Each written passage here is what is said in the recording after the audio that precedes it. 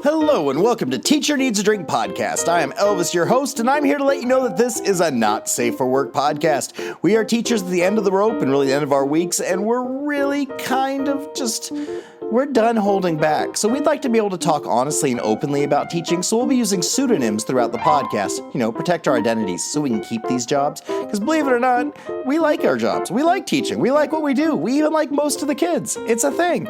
Anyway, I would like to give a big shout out to all of our supporters at Patreon. If you are one of our patrons, you are a beautiful, gifted person who gives about $5 a month, $10 a month, and with that, you get access to our incredible Facebook forum and group because it's amazing. We have watch parties. You get to live stream and chat with the host while we're recording. You get to listen to over 95 bonus episodes and content and extra things that are on our website for Patreon that you can only listen if you join, so you should do it now. And one of the other perks is you get to have your name read. And so here are the names of my favorite people in the world. Host excluded.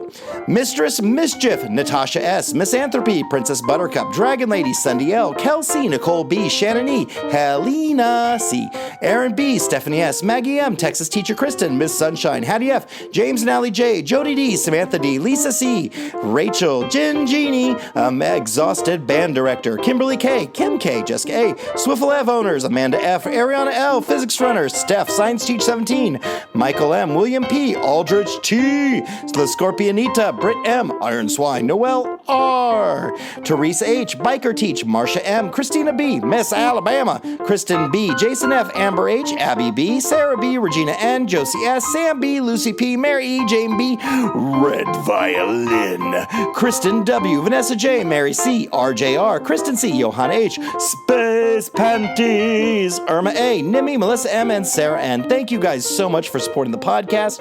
I love you so much. Anyway, I'd also like to thank our other sponsor, Lud Lamb Dramatics. If you are a theater teacher or you know one in your building, send them or go yourself to ludlamdramatics.com. They are one of the few resources for classroom materials for theater teachers. They have posters. Can you believe it? Nobody else in the United States makes classroom posters with, specific things related to theater on them. Nobody. Well, somebody does, and that's Lud Lamb Dramatics. So go to Lud Lamb Dramatics and help support them, and they support us, and the circle keeps spinning, and we spin it bigger and bigger. All right, my friends, we're in summer now. It's good.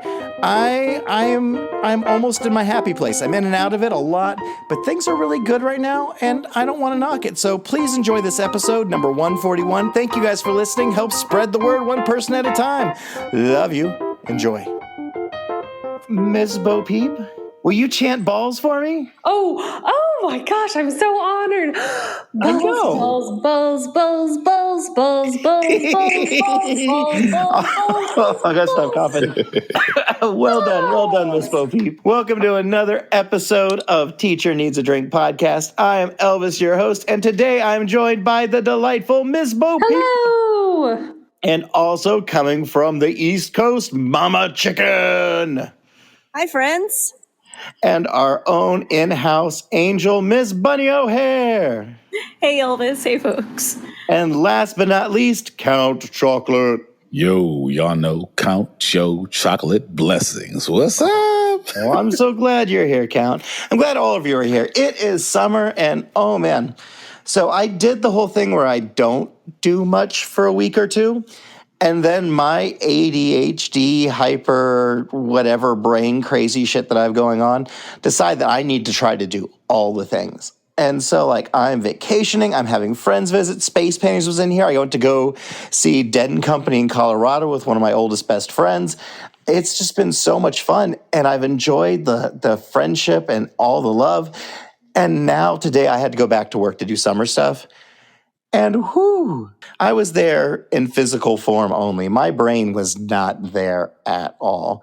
I went through the motions. I taught some really good, fun summer camp lessons. But man, my brain is just not turned on. Something about spending a week with Space Panties, then 3 days in Colorado with one of my best friends. I might have killed some brain cells in there. It might have happened. I was Mama Chicken. That's right. I was a ghost of myself today teaching, but I'm happy because I'm home now. and my brain's having a little more time. It's turning on. But guys, how are you doing? How is your summer? Miss Bo Peep, what have you been up to the last few weeks? I definitely relate to I think I need a vacation from my vacation type of feeling. I spent the first week of summer visiting my extended family in a different state, and I have a huge extended family, so we were just like bouncing all around the state, trying to visit a lot of people. But, my family is kind and very welcoming, and the booze was flowing. And now I'm back in town, and now I'm moving apartments, and I have like this bit of time to get all moved, and then I'm working summer camp. So I actually listened to the podcast last week, and with all this craziness on the last day of the conference, I was going to sit down and get a bunch of work done because the conference ended early. Yeah. But then I was by the beach. So instead I went and took a 3-mile walk on the beach because I don't get to be by the ocean much. Took that advice. Good for you. I'm proud of you. Way to go. Mama Chicken, let's go to you next. What's going on with you? How have you been since last we talked? I heard you last week. Are you doing better? What's going on? Yeah. I am thoroughly into summer break mode and doing all the things. I'm slowly tackling this tiny house I've neglected for the past 10 months and doing the deep cleaning and hanging out with my daughter. And I'm drinking the beers and running and reading and just getting ready to go to the beach and relaxing. Yay. I'm really happy for you. And Bunny, how is the household of the Foo-Foo? It is lovely. We're on a pretty good little summer schedule. And I think you kind of referenced ADD, ADHD earlier. My little ADHD brain cannot handle being home all the time, but also it's 1,000,001 degrees outside right now because I live in Satan's sauna or something. I don't know. It's hot. But we have been trying to find an adventure to go do every day. And sometimes we go to the grocery store, and sometimes we go to, our public library has a good little children's section, and sometimes we go there. And we're just trying to find some ways to get out of the house here and there. But I have done nothing related to school. Oh, except that I did get to go to my former work wife's wedding over the weekend. Hooray! To her actual husband, her actual spouse, instead of her work spouse. So yeah. That's awesome. I'm glad you got to go out and socialize a little bit. Count, you are up. So, Count Chocolate, how are you doing? You are officially on vacation at this point. Last time you had a day or two left, so. I am officially on vacation. I will tell you that I am making the most of that time away. I am remembering to intentionally breathe every day. That's the weirdest thing ever, that I've been setting reminders on my phone to breathe. And when it happens, I breathe and I'm like, oh, wait, was I not breathing before? But not intentionally taking a deep breath and controlled inhaling and exhaling. I am doing stretching and yoga every day. I'm making my way to the gym 3 or 4 times a week. Every morning since my brain is still on hey, you get up early in the morning, but I'm up really early. So before it gets to the Satan sauna temperature that Bunny mentioned,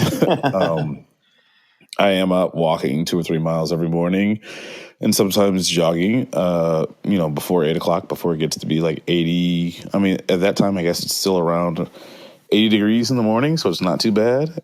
Spending good time with family. I'm seeing more and more friends. I'm coming to visit you, Elvis, soon.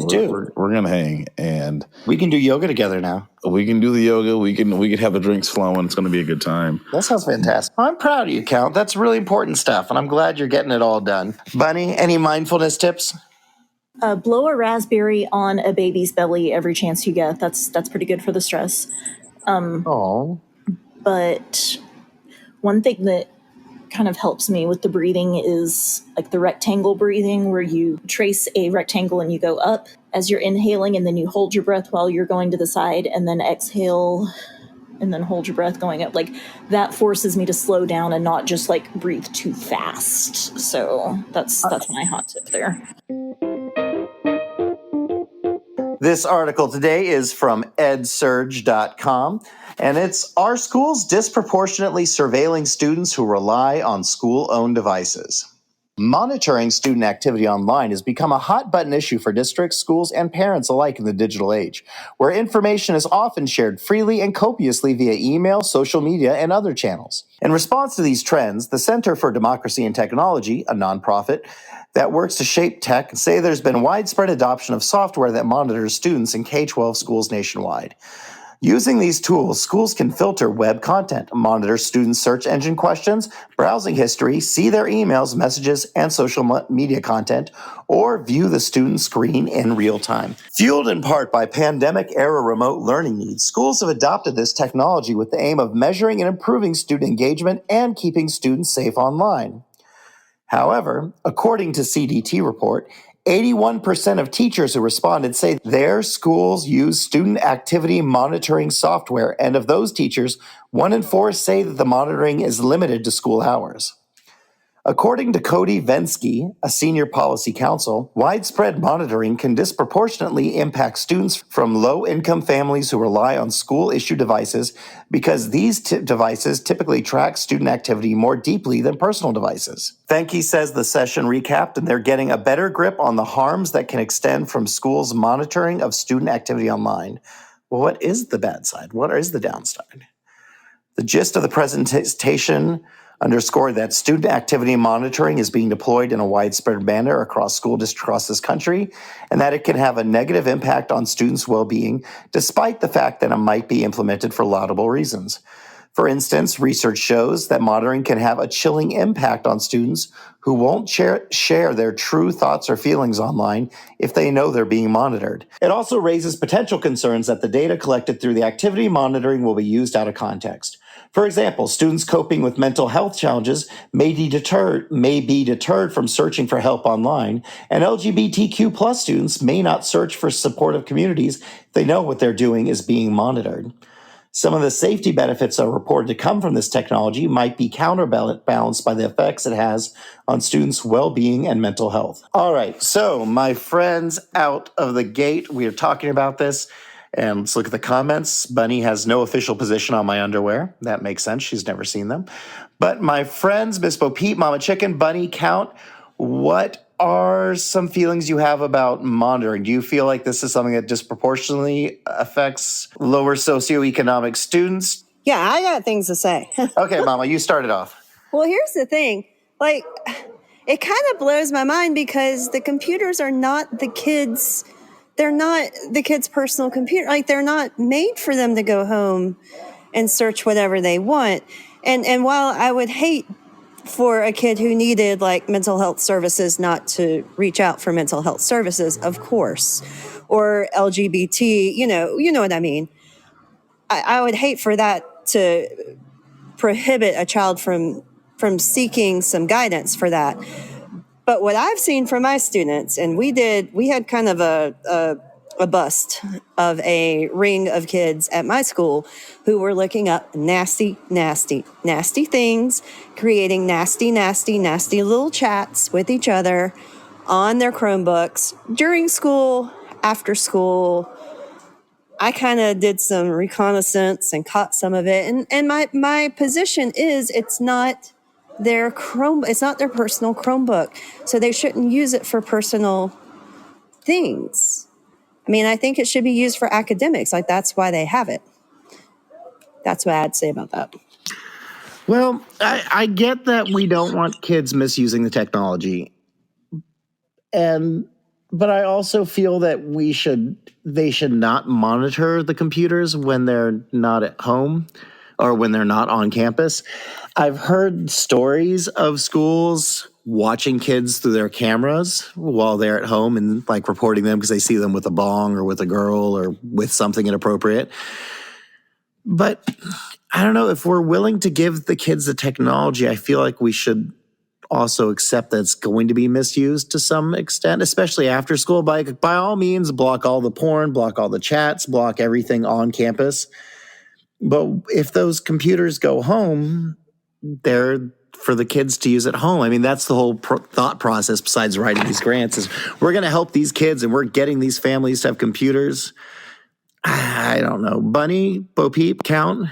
I feel like looking at the students through the cameras when they're in their home, I don't know. I especially now that we're basically out of distance learning, COVID learning stuff, that's a whole invasion of privacy. Like, that's a whole thing, especially if the students don't know that. Yeah, I have icky feelings about that.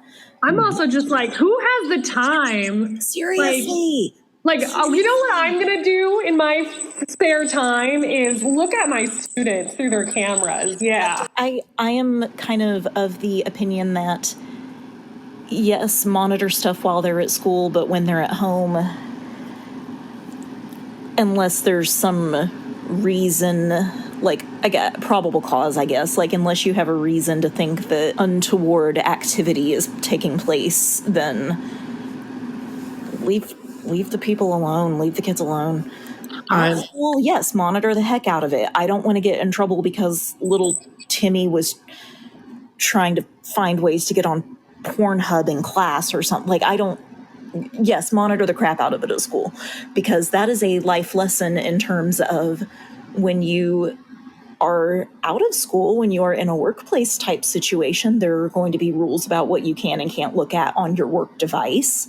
So, like, that part, like, if you're at school, I don't have a problem with the stuff being monitored, but at home, I don't know, unless you've got a really good reason to search a kid's stuff, don't search a kid's stuff. Well, I mean, There's no justifiable reason for them to be doing any kind of camera monitoring, though.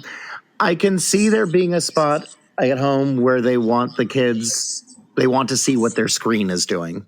But there's no reason for them to store any data or to watch kids at home through the school cameras.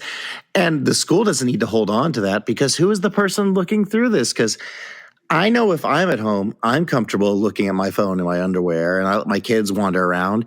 And so if the school's just watching, do your ears hang low, do they wobble to and fro, can you tie 'em in a knot, can you put 'em in a bow, can you throw 'em over your shoulder like a continental shoulder, do your ears hang If you low. guys could Camera, just go ahead and cover it on up.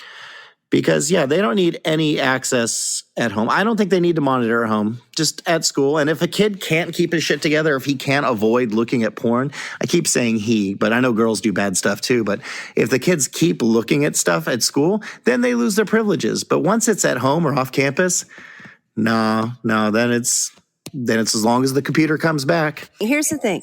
We had kids out during COVID who were middle school age, unmonitored.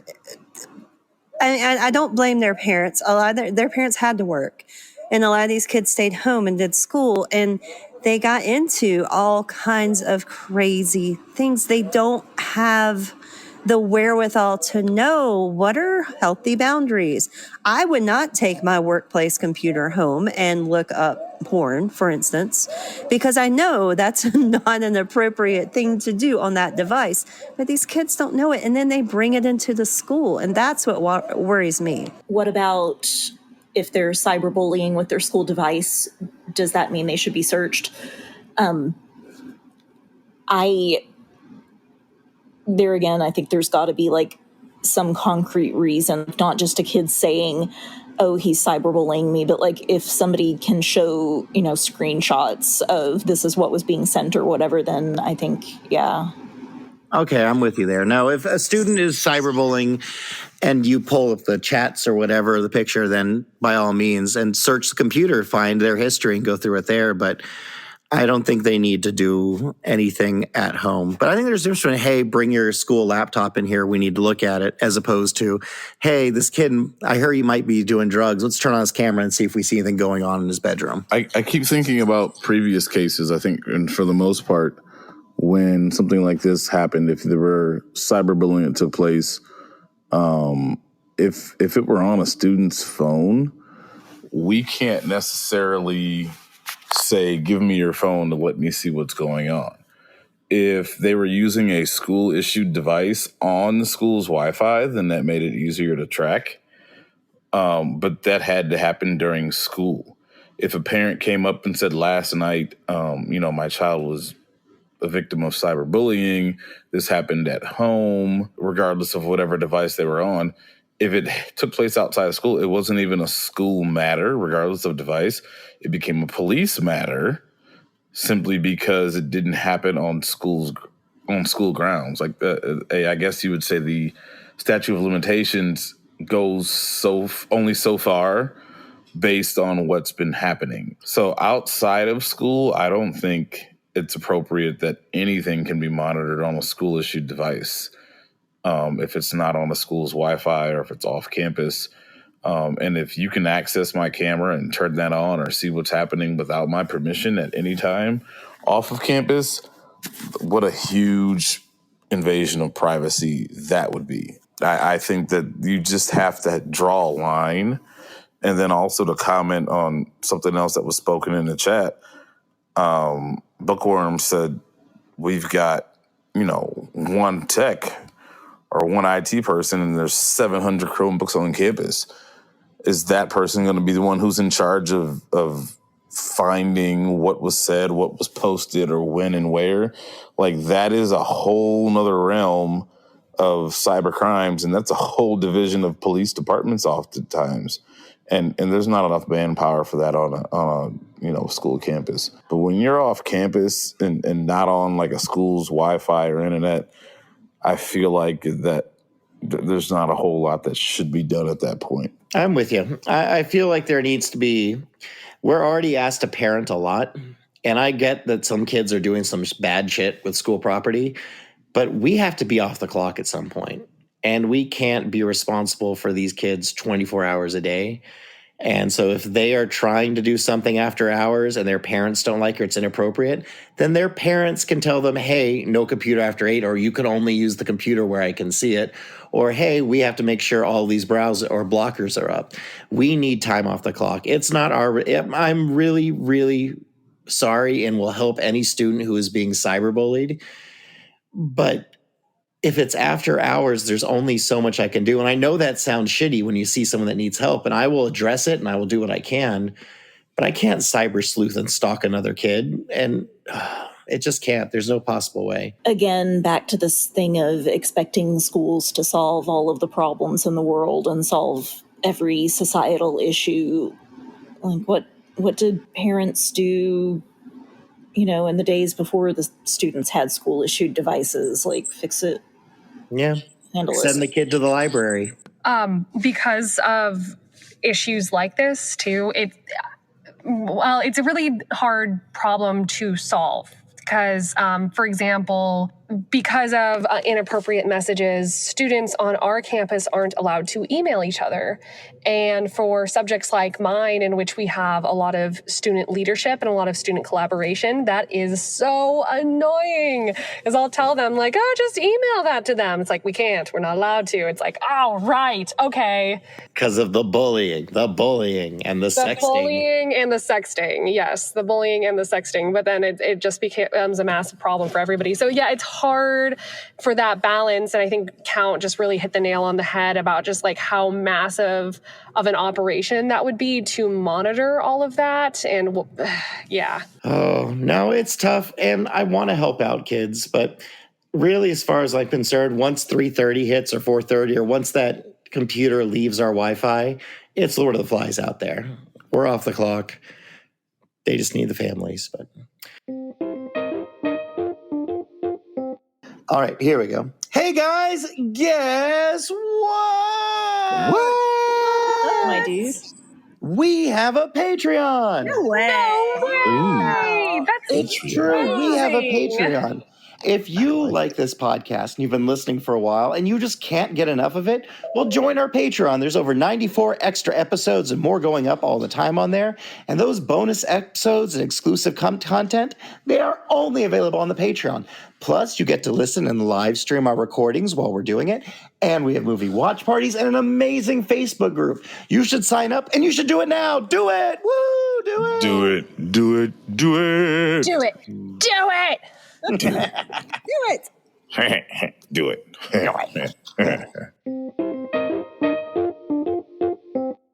What kind of stupidity are you engaging in this summer now that you're not up to your ears in school stuff? Like, what's one of your like dumb simple pleasures that you're enjoying for the summer? I like cuddling space panties. Aw. And lots of weed. I mean, sweet. Oh, well, actually, this started during the whole lockdown thing, but I have been into jigsaw puzzles, and man, I could get a cup of coffee, and a good podcast, and just zone out on a jigsaw puzzle for hours. And I don't get to do that much. I did that down at the beach, and it was heavenly because there was a couple rainy days because, beach. But so we had like a 500-piece puzzle. I had a blast just sitting there and chunking and chunking, just kind of mindless, relaxed. It's so satisfying. The answer's there. You just got to find it. I love it. Unless your kid knocked it off under the table, under your chair or something. Or your dog ate a piece, yeah. Yeah, if you have one of those cats that like just jump up and slide a little bit. So my son's been doing a lot of puzzles, but I've been writing. I don't know if you guys know this, but I am about finished with my first book that I'm going to self-publish. Is it about me? Woot, woot. It is not. However, my second book may have a section pertaining to the worst white people I've ever met. No, that would not be it. This is Elvis. I'll answer the question really quick, which is just that I've been prioritizing time with family. That's, yeah. Yes, that's so important too. Miss Bo Peep, you're so smart. Mine is Bigfoot documentaries.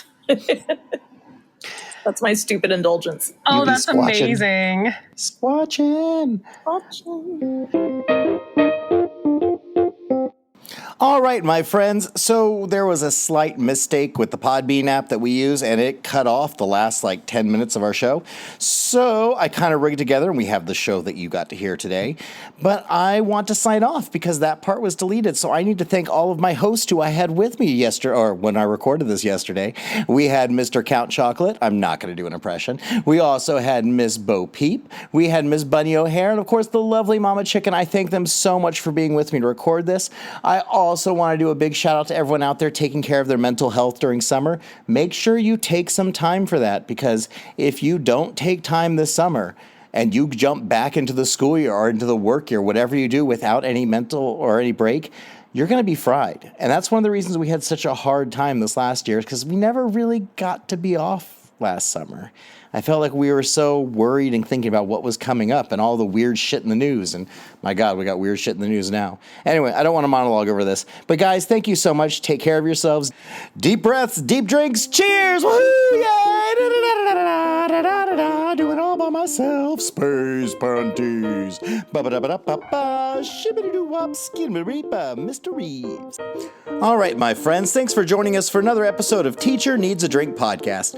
If you have something you'd like to share with us at Teacher Needs a Drink, then hit us up on the homepage of our website, teacherneedsadrinkpodcast.com. We would love to hear from you and talk about whatever you got on the podcast. I'd also like to give a big shout out to our sponsor, Lud Lamb Dramatics. If you are a theater teacher and you need posters, go to Lud Lamb Dramatics. They will hook you up. And also, I'd like to give a shout out to all of our patrons at Patreon out there. If you want to hear more of our podcast because you love it so much, there is extra content even going out this week. So go check it out. There's 96 extra episodes and bonus things and funny things and interviews with the host and lost episodes. You can hear what we like when we first started. It's pretty cool. And also you get the watch parties and all that. All right, my friends, I love every one of you. Please take care of yourselves. Take some time for yourself this summer. Do all you got to do. And yeah, love deeply. Mwah. Kisses, guys.